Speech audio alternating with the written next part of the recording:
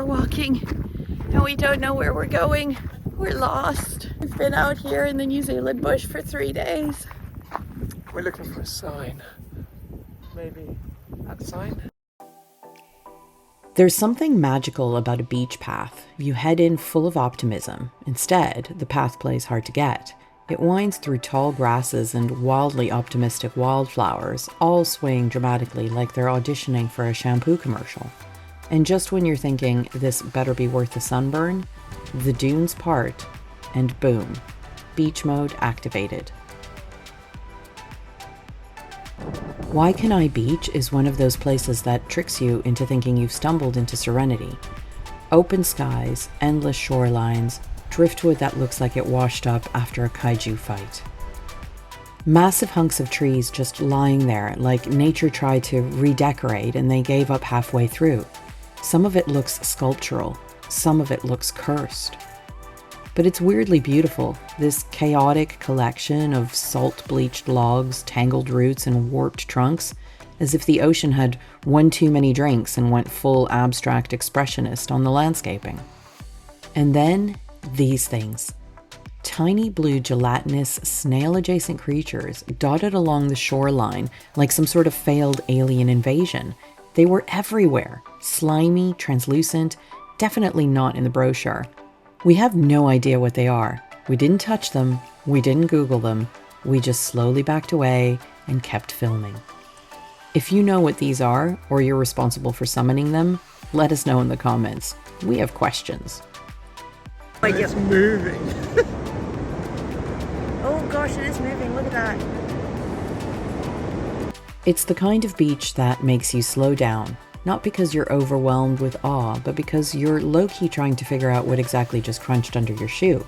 Offshore, Kapiti Island sits in the distance like it's been photoshopped in for dramatic effect. Peaceful, scenic, and just far enough offshore to make you briefly fantasize about paddling out, claiming it, and starting your own mildly disorganized utopia. There's no boardwalk, no crowd, no soundtrack, except the occasional gull and the underlying suspicion that the driftwood is watching you. Perfect. If Waikanae Beach is the relaxed, sand between the toes kind of spot, the river trail is its smug overachiever cousin, the one who owns proper hiking shoes and brags about step counts. We started by crossing the suspension bridge, which gives you just enough wobble to remind you it is suspended. And yes, it could move more if it wanted to. It squeaks.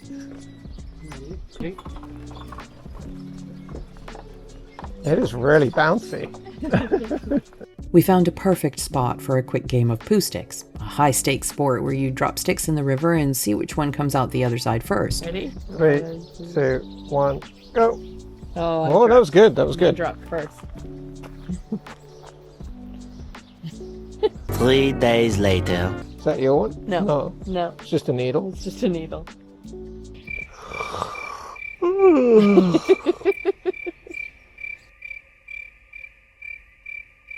So much later that the old narrator got tired of waiting and they had to hire a new one. I think they may have got lost or stuck. It's yours, that's yours. So I win. You won. Poohstick champion at Waikanae.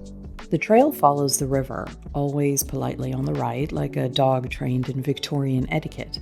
That first stretch is calm, shaded, and honestly kind of perfect. Gravel underfoot, ferns on either side, and birds doing mysterious things in the trees. The trail stays gentle for a surprisingly long stretch, flat, wide, and level enough you could walk it in your slippers if you were inclined. It sails through deep shade where the air cools and every step feels buffered by leafy silence. Such a lazy river, really. It requires an inner tube. Yeah. Missing an inner tube. Yeah. Oh, there's a fork in the road. Freaking Keep the river by your side. I like all of this fauna and flora. What, am I getting that wrong? It is fauna and flora. Flora is all the plant life. Fauna is the wildlife. Oh. Well, thanks, bud. Checking in. That was Mr. P Fauna, D Fauna, Duck Fauna. Waikanae just helping me out there. We read that trees sometimes knock themselves to make it harder for them to be cut down, or it gives them kind of a stronger trunk, I guess. Morning.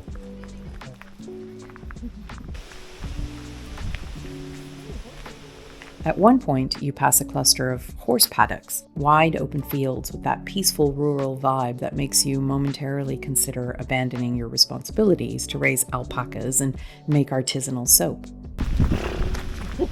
I speak horse. Oh yeah, there you go. You need smell-o-vision.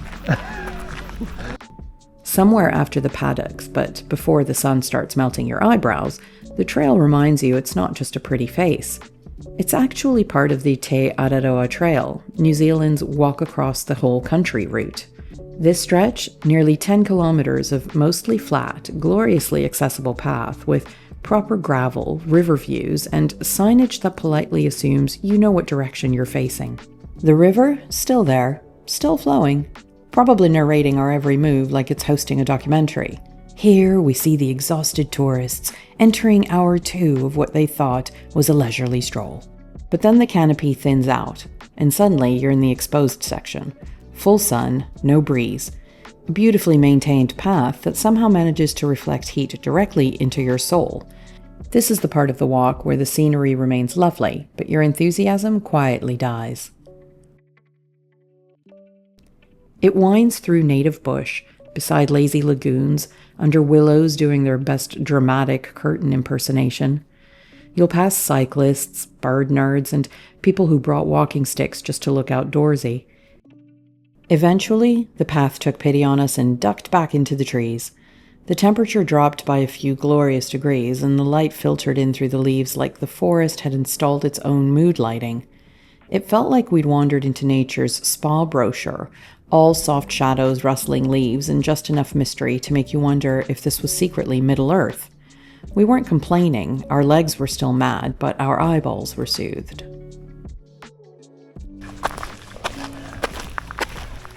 Yeah, do that for another 9 kilometers.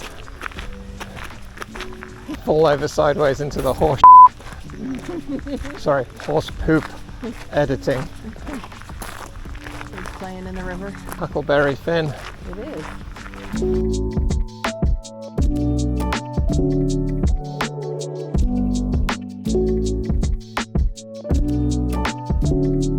The path back has that familiar but you're still not there energy. The river stays on the right, but now it feels more like a chaperone, watching, waiting, probably judging your pace.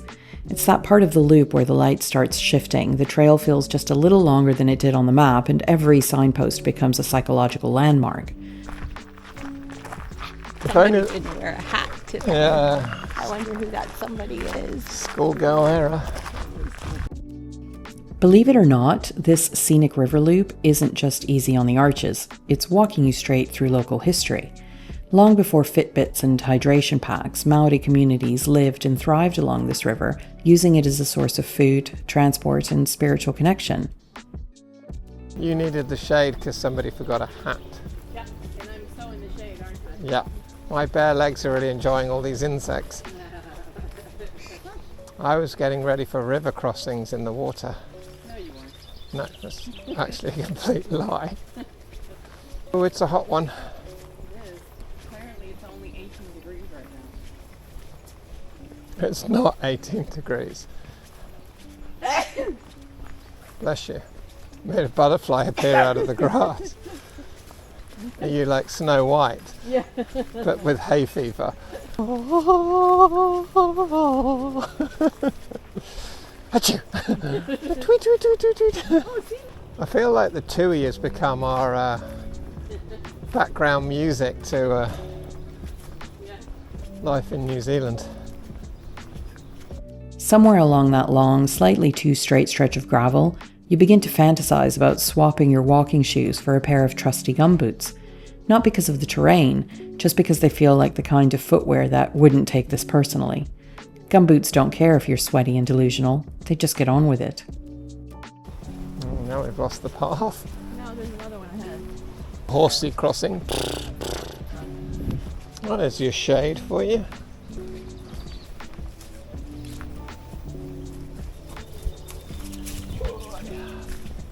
Noggin escaped those ones. Bonk.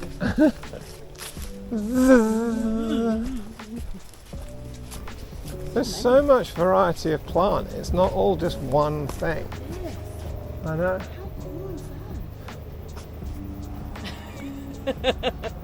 Funny, you wouldn't expect this kind of density of forest so close to the beach. No.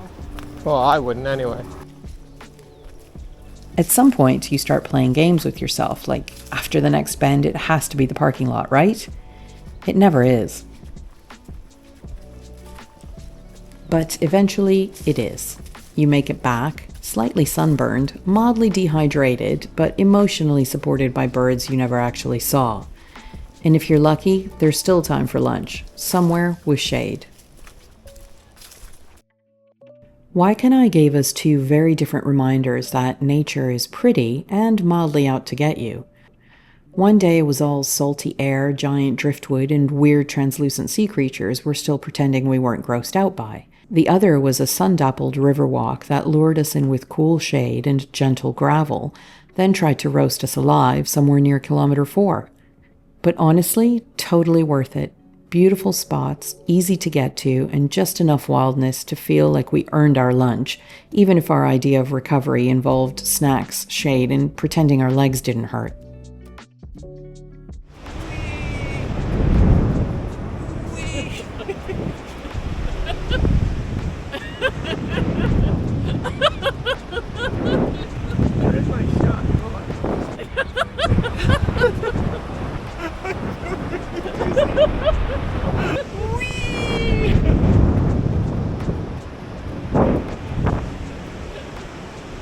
I'm okay this time.